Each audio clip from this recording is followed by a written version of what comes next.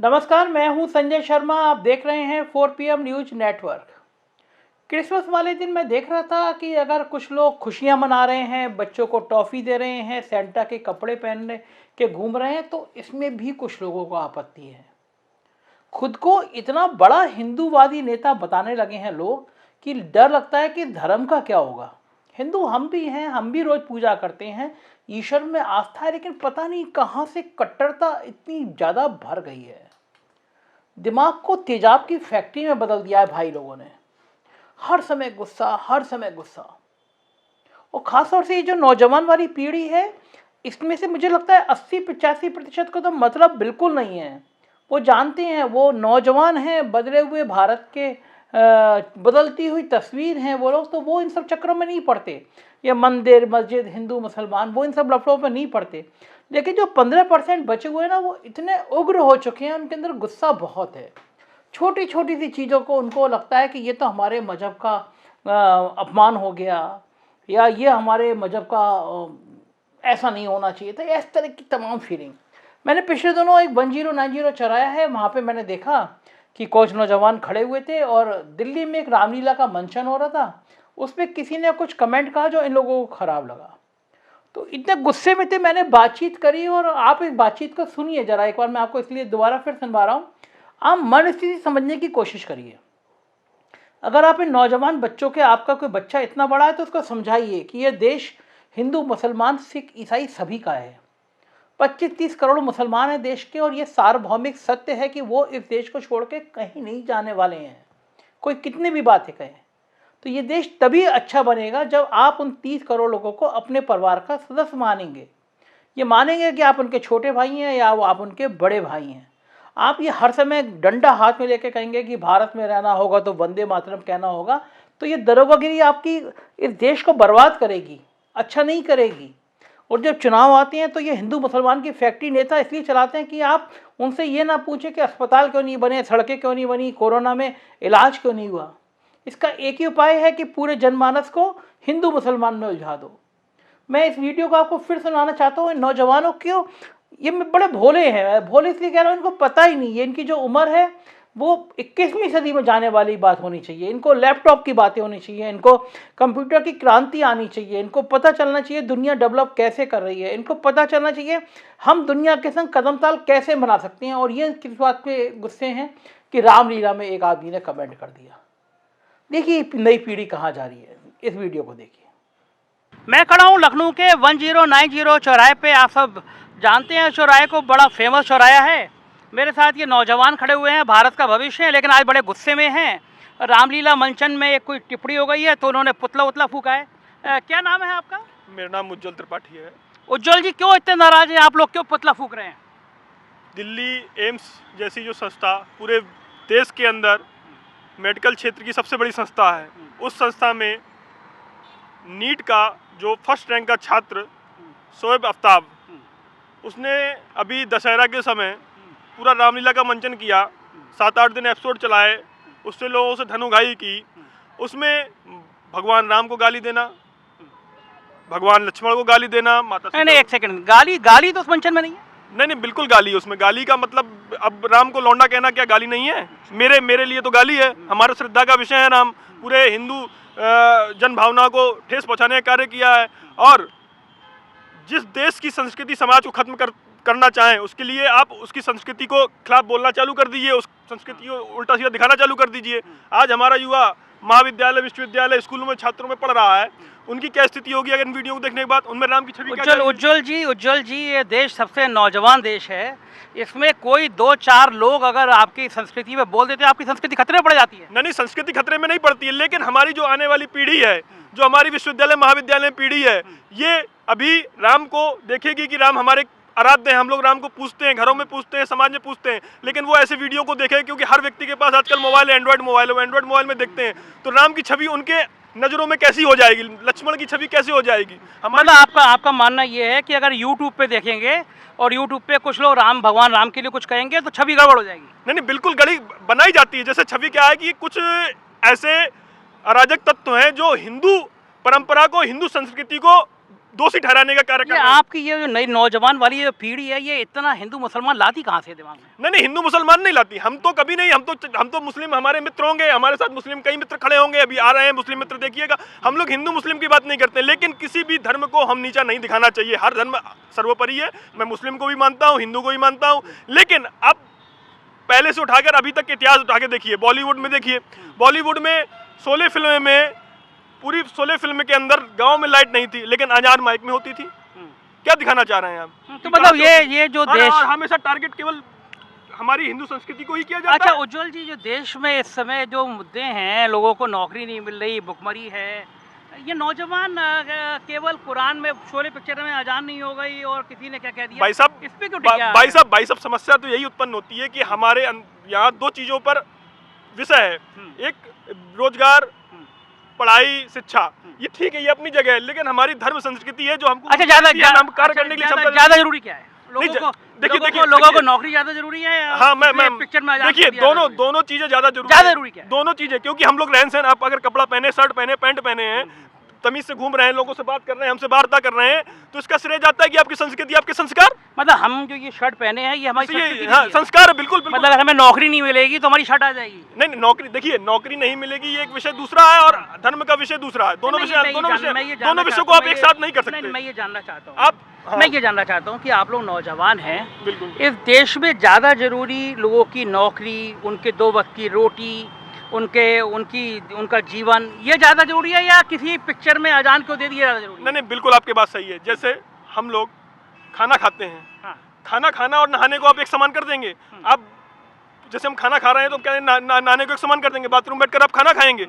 हम लोग की संस्कृति मेरा दोनों विषयों को अलग अलग, दोनों विषय अलग अलग है। रोजगार विषय, और मैं रोजगार पे ही बात करूंगा। माननीय नरेंद्र मोदी जी ने, माननीय प्रधानमंत्री, जो भारत देश के प्रधानमंत्री नरेंद्र मोदी, माननीय योगी आदित्यनाथ जी ने जो रोजगार की स्थितियां देश के अंदर वास्तव में युवाओं को अपना मैन्युफैक्चरिंग करने के लिए जो सब्सिडियां गवर्नमेंट दे रही, वास्तव में कोई सरकार नहीं दे सकती थी, और हम लोग रोजगार खड़ा कर सकते हैं। मैं ये आप पूछ सकते हैं तो वो रोजगार खड़े किए आपका जो रोजगार है वो पकौड़े तलने पे काम आया? पकौड़े तलने, भाई साहब, पकौड़े तलने वाला भी 6000 रुपए कमा रहा है। मैं इस बार को बार बार कहूंगा। और मैं आपको बताऊं, हम लोगों ने सब्सिडी के माध्यम से, मैंने अभी कोल्ड स्टोरेज डाला अपने बुंदेलखंड क्षेत्र में, इन्होंने अपने यहाँ किसकी वो जाली वाली फैक्ट्री डाली, हर छात्र को गवर्नमेंट ने सब्सिडी दी। अगर हम इतने बड़े घर से नहीं है कि हम इतनी बड़ी चीज डाल सके, सरकार ने, गवर्नमेंट ने सब्सिडी, तब मैंने आज बिजनेस अपना खड़ा कर पाया। तो उज्जवल जी, आपका जो रोजगार है वो उसमें, उसकी श्रेणी में पकौड़ी भी आती है? पकौड़ी नहीं, अब पकौड़ी बिल्कुल आती है रोजगार में। अगर आपका धन उपार्जन हो रहा होगा तो रोजगार तो मिल ही रहा है आपको। ऐसा, हाँ, मतलब जो बेरोजगार हैं, मतलब जो इंजीनियरिंग करके आए हैं, जो मेडिकल करके आए हैं, अगर वो पकौड़ी बनाते हैं तो वो भी एक रोजगार। हाँ, बिल्कुल बिल्कुल। अभी देखिए, एक रिसेंटली विषय हुआ, एक चाय वाला, एक करोड़पति, बिल्कुल फेमस, उसकी आप बात सुनिए। उसने क्या कहा? उसने कहा कि हम लोग अपना समय बर्बाद कर रहे हैं, हम अपनी दिशा को नहीं देख रहे हैं। हाँ, तो उससे वास्तव में उसने कितने लोगों को रोजगार दिया। अब मैंने कोल्ड स्टोरेज खोला, मैंने कम से कम अपने गांव में 100 लोगों को रोजगार दिया। आप जिस प्रफुल्ल बेलोरे MBA चाय वाली बात कर रहे हैं, उसने भी ये कहा था, हमारे नौजवान ये हिंदू मुसलमान के चक्कर में पड़े रहते हैं, इसकी जगह कुछ काम धंधा करें, रोजगार करें। ये जो दिमाग में जहर भरा जा रहा है हम हिंदू मुसलमान कर ही नहीं रहे हैं। हम अपने धर्म के प्रति जो ओछी हरकत की गई उसके खिलाफ प्रदर्शन के, हम ये थोड़ी नहीं कह रहे हैं कि मुसलमान के लिए हम आग लगा रहे हैं कि मुसलमान खिलाफ है। हम ये नहीं कह रहे, मुस्लिम मेरे मित्र हैं, मुस्लिम मेरे भाई हैं, मुस्लिम मेरे साथ हमेशा साथ के साथ खड़े रहते हैं, और इसमें भी कई लोग मुस्लिमों के मनी धर्म की बात करते हैं। उज्जवल भाई, आप सारे यंग लोग, आप लोग जुटे, पिछला 1-1.5 घंटा आप लोगों ने खराब करेंगे, इकट्ठा कर रहे हैं। नहीं, ये 2 घंटे केवल एक 2 घंटे एक व्यक्ति ने मंचन कर दिया अपने इंस्टीट्यूट में, उसके लिए 2 घंटे आपने खराब कर दिए। आप एक चीज बताइए, आप सुबह पूजा करते होंगे? करते हैं, नहीं करते? बिल्कुल करते हैं। आपके अपने 1 घंटे बर्बाद कर दिए पूजा करके। क्यों पूजा करते हैं आप? तो ये पूजा, आप ये मानते हैं कि यहाँ पे जो बिल्कुल पूजा है, बिल्कुल पूजा है, बिल्कुल पूजा। हम अपने धर्म की रक्षा कर रहे हैं, तो ये बिल्कुल पूजा है। मतलब ये, और मैं बताऊं, आज हमारे इतिहास में, पूर्वोत्तर इतिहास से उठाकर अभी तक के इतिहास उठाकर देखिए, इतने आक्रांताओं ने देश के अंदर हमला किया, इतने लोगों ने देश के अंदर हमला किया, लेकिन हमारी संस्कृति, हमारा धर्म अभी भी जीवित है, और लोगों के बीच में अभी भी काम कर रहे हैं, लोग पूजा कर रहे हैं। मैं भी कुर्ता पजामा पहन के गर्व से घूम पा रहा हूँ, अंगोछा भी गर्व से घूम पा रहा हूँ, गर्व से घूम पा रहा हूँ। उसका ये कारण है कि हम अपनी संस्कृति में इतने मजबूत है कि हमारे जैसे लोग लड़ने वाले लड़ते रहे। ये जो संस्कृति थी, अभी पिछले 7 साल से मोदी जी के आने के बाद से हुई? नहीं, ऐसा बिल्कुल संस्कृति तो हमारे पूर्व से चली आ रही है। स्वामी विवेकानंद, अभी 100 से, मतलब योगी जी, मोदी जी ने बचा दिया। नहीं, ऐसा नहीं है, लेकिन हाँ, कार्य कर रहा है कि धर्म के प्रति जो लोगों ने फूट डालने का कार्य किया शुरुआती समय में, अब हमारा हिंदू मुस्लिम सब एक साथ है, एक साथ घूम रहा है, एक साथ अच्छी तरह कार्य कर रहा है, बिल्कुल खुश है। बढ़िया है, कोई परेशानी चिंता की बात नहीं है। आप देखिए विश्वविद्यालय महाविद्यालयों में दंगों में माफिया गुंडा सब अपने घरों में घुसकर बैठ गए हैं। हाँ, वो जैसे अभी लखीमपुर में एक ने गाड़ी चढ़ा दी, भाई साहब फिर देखिए मैं उसमें से माफिया देखिए वो विषय दूसरा था, उस विषय को राजनीतिक मोड़ दिया गया। और ऐसा नहीं है कि देश के अंदर घटनाएं नहीं होती हैं। अभी हम लोग यहाँ खड़े हैं, कल भाई साहब के ऊपर कोई आगे गलती से गाड़ी चढ़ जाए तो हम उसको गलती से गाड़ी चढ़ गई तो अब आपको मानना है कि नौजवान अगर वो वहाँ पे गलती से गाड़ी चढ़ गई तो अपना काम धंधा छोड़ के वो एम्स वाले ने कहा है रामलीला में इसलिए 2 घंटे लगा के यहाँ पुतला नहीं एम्स वाले ने कहा नहीं, एम्स पूरे रामलीला का अब फिर वही आपकी जो आगे वाली पीढ़ियां हैं, आपकी मेरी इनकी सबकी, वो अगर इस तरह के मंचन के कार्यक्रमों को देखेगी तो राम की छवि क्या जाएगी? मतलब भगवान राम इतने छोटे हैं कि 2 लोगों ने 10 लोगों ने मंचन, 10 लोगों ने छवि नहीं, भाई साहब छवि बनाने, सोशल मीडिया छवि बनाने। अभी न्यूज में मेरे बारे में 10 लोग 10 जगह दिखाइए, 10 जगह दिखाएंगे तो 8 लोग उस चीज पर विश्वास इसलिए करेंगे कि आपने दिखाया, आपने बोला है। बाद में आप उसको बताते रहिए कि नहीं ये नहीं है, ये नहीं है। हमारे हिंदू संस्कृति पर क्यों हम तो कभी कुरान के खिलाफ नहीं दिखाते, हम तो कभी भी किसी और धर्म के खिलाफ नहीं दिखाते, हम तो हर धर्म का सम्मान करते हैं। मैं मस्जिद भी जाता हूँ, मंदिर भी जाता हूँ। अच्छा जब चुनाव पास में आते कुछ तड़का लगता है ना ऐसी चीजों से? नहीं बिल्कुल तड़का नहीं। चुनाव 2-3 महीने रह जाते हैं, तड़का लगता है ना नौजवान। आस्था के मुद्दे को कहीं और ले जा रहे हैं, सरकार पर ना ले जाएं इसको तो बेहतर होगा। मैं आपसे एक छोटी चीज पूछूंगा, आप पूजा करते हैं सुबह? हाँ, नियमित बिल्कुल करते हैं। क्यों करते हैं? मेरा मन करता है। आपकी आस्था है तो आपकी जो आस्था है उसकी रक्षा करना आपकी जिम्मेदारी है। जो आपकी संस्कृति है, जो आप लेकर चल रहे हैं, कहीं ना कहीं आपको उसके लिए स्टैंड लेना पड़ेगा। ठीक है, ऐसा तो है नहीं मानिए मैं आप जैसे आपके घर में परिवार है, बच्चे हैं, अगर वो आपसे राम के बारे में पूछेंगे तो आप ऐसे तो नहीं डिफाइन करेंगे ना कि राम लौंडा है। मेरे बच्चे राम पढ़ेंगे करेंगे, लेकिन मैं ये जानना चाहता हूँ, नौजवान हो जी बिल्कुल, आप लोग समाज में 2 घंटे 2.5 घंटे अपना टाइम वेस्ट कर रहे हो। टाइम वेस्ट ये समय नहीं है, टाइम वेस्ट की बात आ गई। आप यहाँ डिबेट कर रहे हैं, यहाँ सारे लोग खड़े हुए हैं, आप भी अपना टाइम वेस्ट कर रहे हैं। आप यहाँ क्यों खड़े हैं? आप भी अपना कार्य करिए, आप भी अपनी बात को रखिए। आप मीडिया जगत के लोग हैं, आप दो पक्षी बात नहीं कर सकते, आप समान पक्षी बात करें। आप कोई किसी धर्म को गाली देगा, आप बर्दाश्त कर सकेंगे? आपका अगर मुस्लिम सामने वाला व्यक्ति, हम अगर मुस्लिमों को कुरान को गाली देंगे, या कोई मुस्लिम खड़ा व्यक्ति सुन पाएगा? किसी के अंदर सहन करने की क्षमता है? और हमारे राम को गाली कोई देगा, हम सुनेंगे? ये जो चीज है, मूल भावना जो है जिस पे आप लोग इतने क्रोधित हैं। हाँ बिल्कुल क्रोधित होंगे, बिल्कुल क्रोधित। आपका ये पहला प्रदर्शन है, इससे पहले भी आपने कुछ? नहीं, मैं तो देखिए, मैं तो छात्रों के लगातार मुद्दे उठाता रहता हूँ। मैं 450 प्रदर्शन कर चुका हूँ लखनऊ के अंदर। 450 प्रदर्शन? और बिल्कुल हिंदू संस्कृति वाले नहीं, हिंदू संस्कृति वाले देखिए, हिंदू संस्कृति वाले मैं छात्रों की बात उठाता हूँ तो कह दीजिए कि उसमें भी पता नहीं, छात्रों को स्कॉलरशिप नहीं मिलती। सुनिए, छात्रों को स्कॉलरशिप नहीं मिलती। मेरा सवाल है कि आपने 450 प्रदर्शन में हिंदू संस्कृति को बचाने वाले प्रदर्शन कितने थे? नहीं, अब फिर वही चीज पे आ गए। अब मैं जानकारी कर रहा हूँ, देखिए राजनीति और उज्जवल जी, दोनों को एक साथ आए। उज्जवल जी, मैं जानकारी सिर्फ इससे कर रहा हूँ, आपके 450 प्रदर्शन में हिंदू संस्कृति को, भगवान जी को बचाने वाले प्रदर्शन कितने थे?